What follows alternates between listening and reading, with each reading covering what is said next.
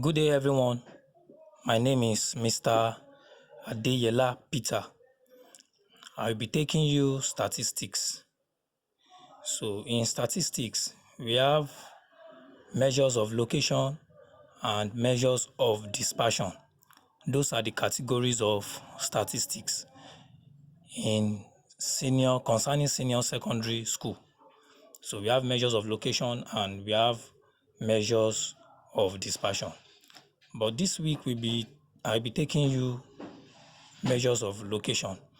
And measures of location consist mean, median, and mode. So those are the measures of location. So let's start quickly. We have ungrouped and we have grouped data. So, and I'll be teaching you how to find the mean, median, and mode of group data and ungrouped data. As you can see on the board, we have mean.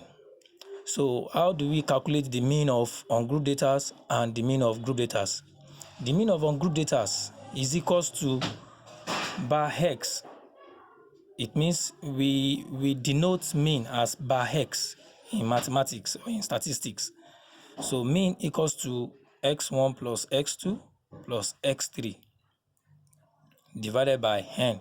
So it means if you're having three numbers or maybe three datas, but if you're having more than that, so you will still continue to add the numbers together and divide it by the numbers of the datas.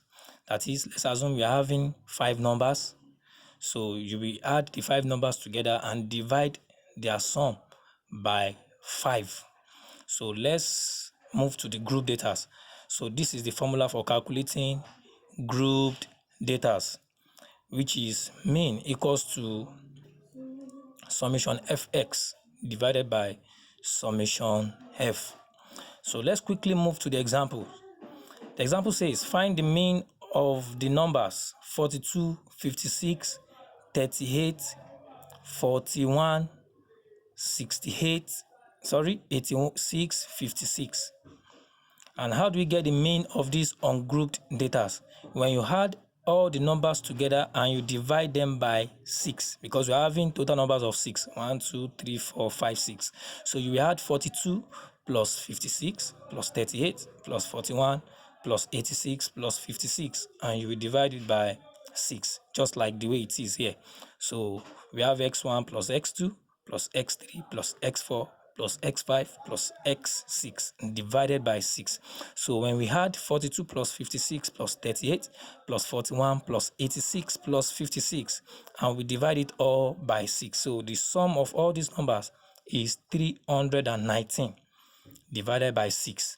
And we have mean as 53.2. Now, if you are asked to find the mean of these numbers. Now, example 2 says, the following are marks scored by 50 students in an examination. So when you look at those numbers, they are numerous numbers. So if you look at them very quickly, you will notice we have 12, we have 15, 12, 25, 20, 30. And if you look at this distribution very well, it won't be that easy for you, or it won't look well if you start writing 12 and write the numbers, write 12, 12, 12, 12, like accordingly the way they show up, like the frequency now. So it won't look too good. So I will advise you that you take your time and read these statements very quickly. Like I said, if you look at this data above carefully, you will see that there are so many numbers occurring many times. Rearranging the numbers one after the other may take time and it may not make sense. That is, calling out the numbers like 12, 12, 12, you understand? So when you call out those numbers and you start writing them accordingly, it will not make good sense. Though you may end up having your solution or having your answer right, but it won't make a real sense as a mathematician. You get it now? So what do? You set a table for it. So you set a table and you write the numbers in one particular row, and you write according to frequency and the rest. So you set a frequency table for this kind of question. So when you set a frequency table for this kind of question, now it is coming up to be a grouped data. Although we may not have class boundary, we may not have class width and class limit and the rest. But then once you have started tabulating it, that is, once you have started making tables for it, then it's coming up to be a grouped data. That is why I wrote up here as grouped data. So let's move. All right, as you can see,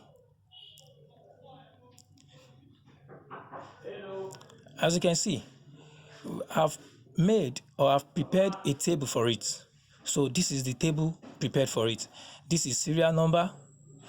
This is 1, 2, 3, 4, 5. It means we are having 5 numbers in the question.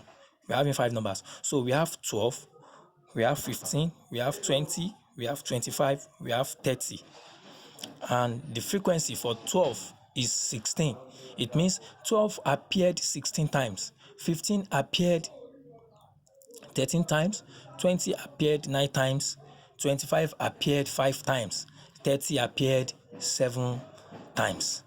Now it means we have the marks and we have their frequency. So but if you want to get your fx, because of the formula that says summation fx divided by summation f, so it means you need to get the frequency, the sum of the frequency, and you need to get the sum of frequency multiplied by max. So the fx you are seeing here is when we multiply 12 by 16, we have 192. When you multiply 15 by 13, we have 195. When we multiply 20 by 9, we have 180. When we multiply 25 by 5, we have 125. When we multiply 30 by 7, we have 210.